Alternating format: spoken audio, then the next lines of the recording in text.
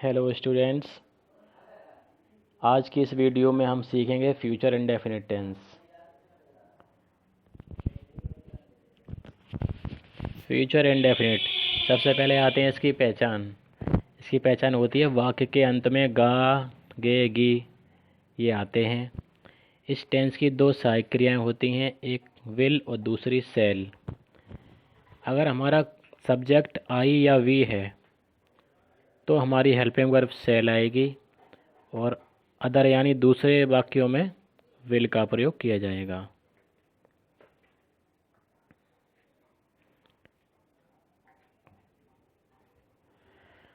आइए कुछ एग्जाम्पल देख लेते हैं।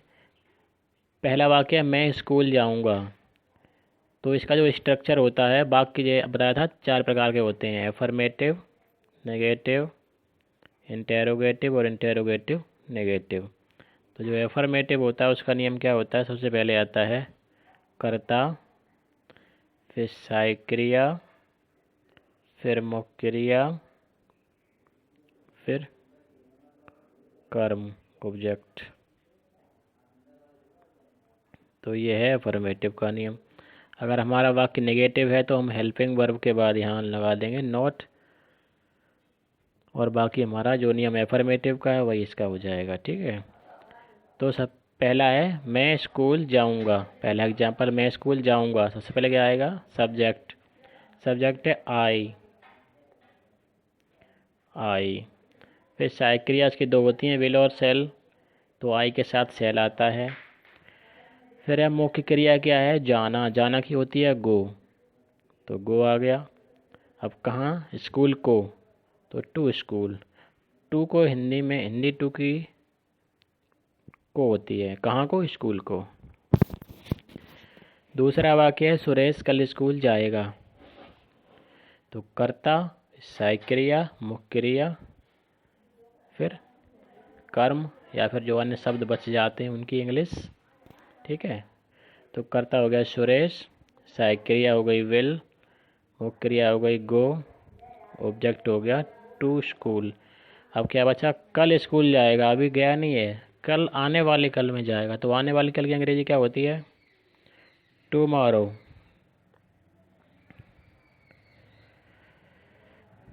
चलिए, ये रहा इसका स्ट्रक्चर एफर्मेटिव सेंटेंस का। आपको हमने अभी बताया था थोड़ी देर पहले। सबसे पहले कर्ता, फिर सहायक क्रिया, फिर मुख्य क्रिया की फर्स्ट फॉर्म, फिर कर्म और अदर वर्ड यानी जो भी अन्य शब्द हैं वो सब। ठीक है, तो आप इसे लिख करके याद कर लीजिए। ये रहा इसका एग्जाम्पल, कर्ता, फिर सहायक क्रिया, फिर मुख्य क्रिया, फिर कर्म। तो मैं एक पत्र लिखूंगा तो उसकी अंग्रेजी क्या बन जाएगी, आई शैल राइट ए लेटर। इसी तरह से स्टूडेंट्स अन्य एग्जाम्पल्स दिए गए हैं, आप इनको देख सकते हैं, समझ सकते हैं। सब इसी तरह से बनाए जाएंगे।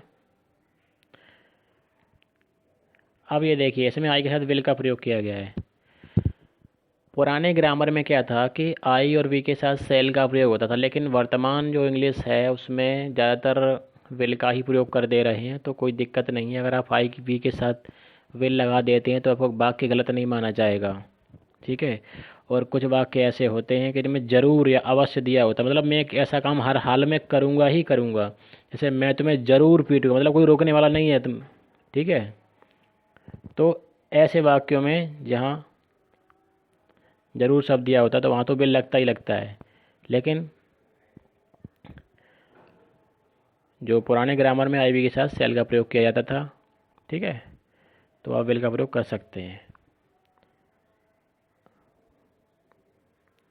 तो ये थे आपके अफर्मेटिव सेंटेंस। अब आते हैं नेगेटिव सेंटेंस। नेगेटिव में क्या होता है, सहायक क्रिया के बाद नोट लग जाता है। बाकी नियम हमारा सेम रहता है, जो अफर्मेटिव का था वही इसका रहता है।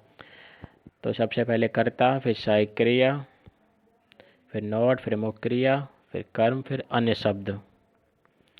तो मैं पत्र नहीं लिखूंगा तो I shall not write a letter. इसमें भी कुछ नहीं है। ठीक है स्टूडेंट्स, तो इस तरह से ये आप एग्जाम्पल देख सकते हैं।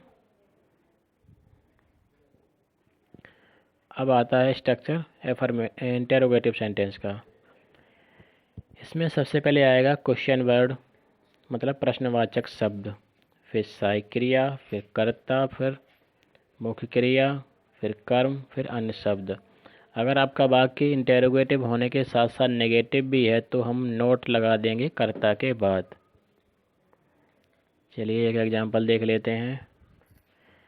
क्या तुम एक पुस्तक पढ़ोगे, या क्या तुम एक किताब पढ़ोगे? तो सबसे पहले आएगा क्वेश्चन वर्ड। क्वेश्चन वर्ड है क्या। अब क्या शुरू में है, तो जब क्या शुरू में होता है तो उसे अंग्रेजी नहीं लगाते हैं। हमारा वाक्य शुरू होगा हेल्पिंग वर्ब से, तो हेल्पिंग वर्ब क्या आएगी, वो कर्ता के अनुसार आएगी। हमारा कर्ता क्या है, तुम। कर्ता हो गया तुम। अब तुम के साथ क्या आना चाहिए, विल आना चाहिए, तो विल लगा दिया। तो सबसे पहले क्या आपकी सहायक क्रिया विल, फिर आएगा सब्जेक्ट। सब्जेक्ट क्या है, तुम, तो तुम की अंग्रेजी आ गई। फिर ये वाक्य नकारात्मक है, नहीं है, तो नोट नहीं आएगी। अब आएगी मुख्य क्रिया की फर्स्ट वर्ड। मुख्य क्रिया क्या है, पढ़ना। पढ़ना की रीड। अब क्या बचा, एक किताब, तो ए बुक। और लास्ट में लगा देंगे क्वेश्चन मार्क। इसी तरह से ये आप अन्य एग्जाम्पल देख सकते हैं, इसी तरह से बनाए जाएंगे। अभी आता है डबल इंटेरोगेटिव, तो कुछ नहीं है, वही क्वेश्चन वर्ड वाली बात है। इसमें क्वेश्चन वर्ड इसमें बीच में दिया होगा, आप उसे पहले लगा सकते हैं। ये रहा इसका स्ट्रक्चर। प्रश्नवाचक शब्द प्लस सहायक क्रिया प्लस कर्ता प्लस मुख्य क्रिया प्लस कर्म प्लस अन्य शब्द। अगर हमारा वाक्य प्रश्नवाचक होने के साथ साथ नकारात्मक भी है तो जो नोट लगाएंगे वो कर्ता के बाद लगा देंगे। तो ये था आपका फ्यूचर इंडेफिनिट स्टूडेंट्स। अगले वीडियो में हम आपको फ्यूचर कंटिन्यूअस टेंस के बारे में पढ़ाएंगे। फ्यूचर इंडेफिनिट की ये रही एक्सरसाइज। आप इन वाक्यों को देखिए, इनको नोट कीजिए और इनको बनाइए, प्रैक्टिस कीजिए इनकी। बनाने के बाद ये देखो, इसका सलूशन भी दिया गया है। आप इनको चेक कर सकते हैं बनाने के बाद कि हमने जो वाक्य बनाए हैं वो सही बने हैं कि नहीं बने हैं। पर ऊपर थे अफर्मेटिव, ये रही नेगेटिव। आप वीडियो को रोक रोक करके देख सकते हैं, बढ़ा बढ़ा के आगे। ये सॉल्यूशन भी दे रखा है, इंटेरोगेटिव है, और यहाँ पे ये सॉल्यूशन है उसका।